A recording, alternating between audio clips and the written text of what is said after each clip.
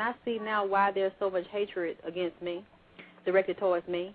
Right. Because when I see how this has been orchestrated effort by men worldwide of all races, and their religious beliefs teach them, just like the Indian man lived here in Atlanta, Georgia. He just went to prison earlier this year. They found out 8 years ago his son, they had a store down in Alabama somewhere. He fell in love with a black girl they hired to work in the store.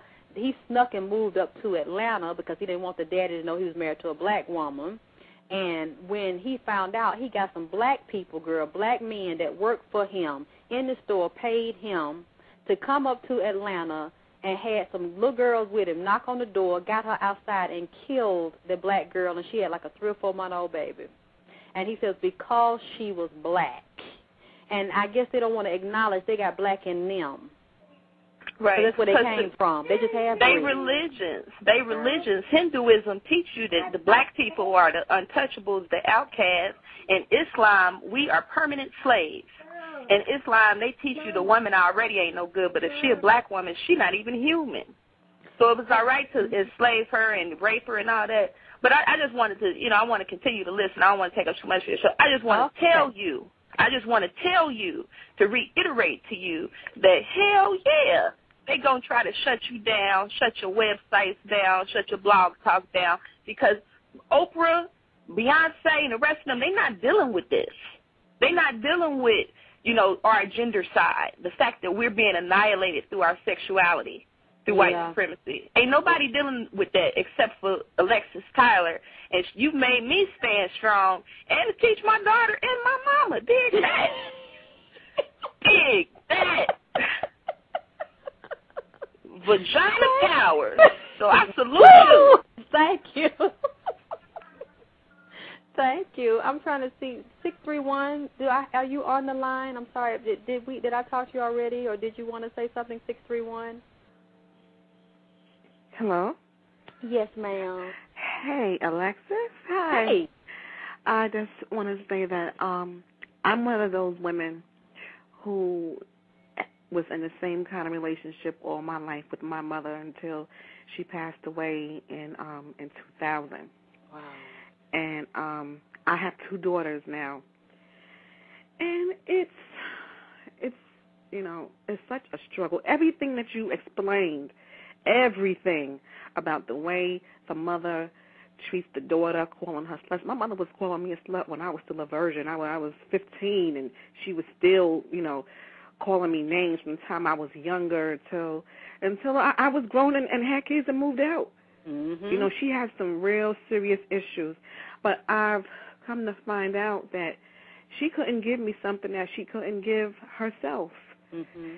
She, her father, my grandfather and grandmother, they divorced, and when they divorced, my mother used to go see my father, and his new wife would turn my mother away and would chase her and my sister and my aunts away with a machete.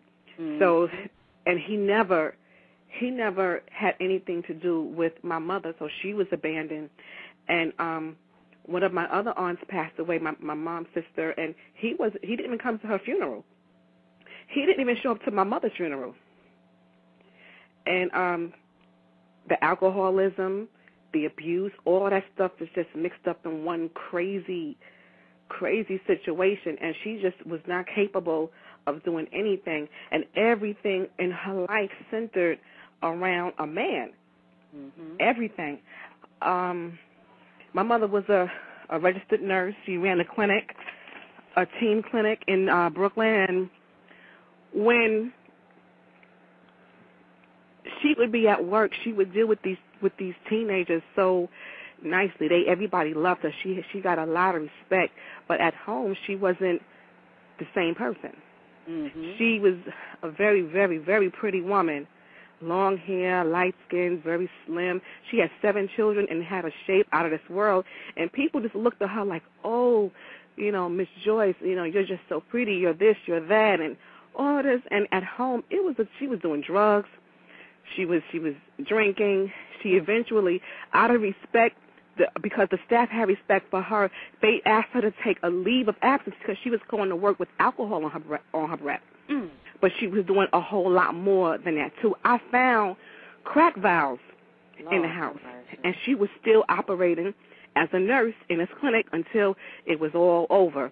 And when they asked her to step down, and they chose not, they told her she can get some help. They wouldn't, put her on blast or anything. And from that point is when she really went down. Mm. She really, really went down. Now, I'm the oldest child. She has 6 daughters. Mm-hmm. My youngest, her youngest child was a boy. And from the time that I left the house, now, I was the one, when I was a teenager, going to school, doing the right thing, she could never find any kind of way to tell me that I was doing well in school when I was. I got so many awards, and when she would come to the school with me to get awards, she never praised me, not one time. When a spelling bee, I got my love from other teachers who kind of knew what was going on. They could see it, that there was a lack of so many things in my household. Yes. And this lasted until the day my mother died. There was a period of 3 years when I couldn't even step in the house, because when I became an adult, I said, I refuse.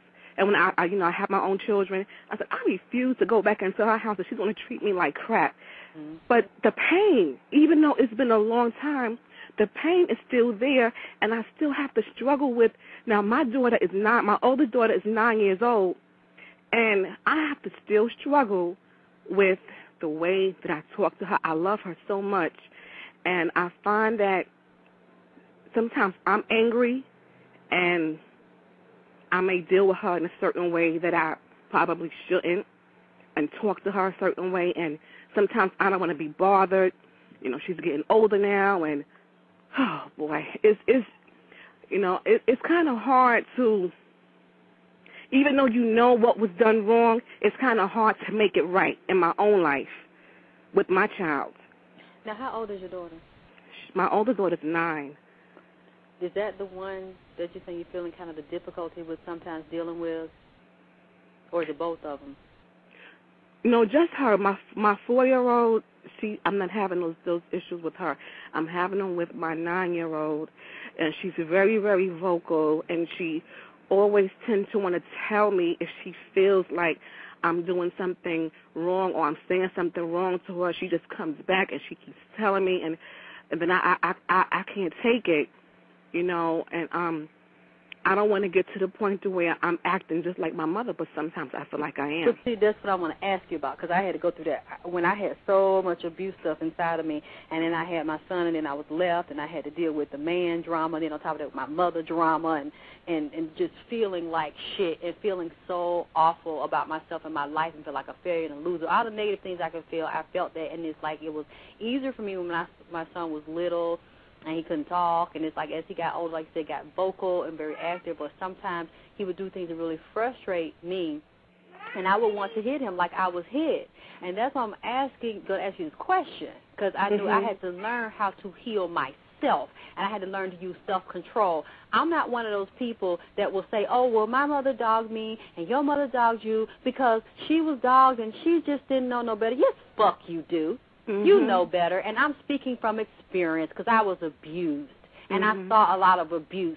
And when I got tempted to abuse my child, I really had to catch myself, or I had to get away from him. And I would even tell my son, if you ever feel that I'm doing something abusive to you, dial 911 on my ass, because I don't want you growing up having the same issues I had, fucked all up inside, and you held it and you couldn't tell nobody, and you were angry, so you take it out on your children, or you get in trouble and you take it out on society. What I realized was when I was angry at that child, it really wasn't about the child. It was about some unresolved shit that my inner child had been abused, and I felt like I had not been vindicated, and I got no justice, and I was angry for being abused.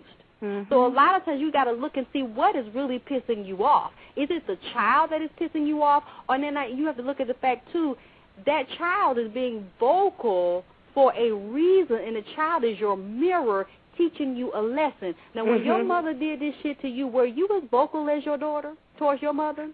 Nope. That's what I'm saying. So, see, she's a part of you, and she's your seed, and she came out of your womb.